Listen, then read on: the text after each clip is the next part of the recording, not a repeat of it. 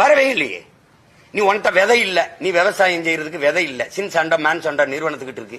எத்தனை பேருக்கு கவலை இருக்கு இந்த தலைவர்கள், இந்த போட்டியிடுற இந்த திராவிட கூட்டணிக்கு? ஒருத்தனை சொல்லு. எங்க 22,792 விதைய ஒரே நாள மன்மோகன் சிங் ஆட்சியில சின்சாண்டா நிறுவனம் மேன்சாண்டா நிறுவனத்துக்கு எடுத்து கொடுத்த பெருந்தகைகள் இவர்கள் தான். எல்லாரும் கூட இருந்தாங்க.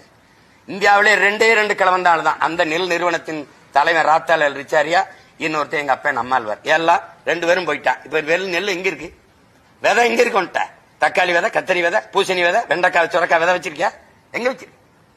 ஒன்னும் கிடையாது உனக்கு. நீ ஒரு தக்காளி கிலோ விதை இருக்கு, எடுத்து போடு, முளைக்காது. மறுபடியும் விதைக்கு 1 கிலோ விதைக்கு 5000 ரூபாய் அவன்கிட்ட போய் வாங்கிட்டு நான் விதையிலிருந்து மீண்டு எழணும்னு துடிக்கிறேன். என் மொழி செத்துருச்சு. தமிழ் மீட்சி அப்படின்னு இந்த தலைமைகள் ஏதாவது பேசுமா? எல்லா படமும் ஆங்கில பேர் வச்சு வருது, எல்லா நுட்ப கலைஞனும் ஆங்கிலத்தில் வருது, தமிழ்ல பேச தெரியல. அலைபேசியில தங்கிலீஷ்னு ஒரு ஆப் வருது. அவ்வளவுதான். இது ஒரு இனம் செத்துருச்சு. நான் மீட்சி வரணும்னு நினைக்கிறேன், மறு கட்டமைப்பு செய்யணும்னு நினைக்கிறேன். இவ்வளவு வேலை செய்யறது இதோட போய் இது மாற்று, இது போட்டி இல்ல. நீங்க எல்லாரும் போட்டியை போடுங்க. எனக்கு போட்டி யாருன்னு கேக்குறேன்.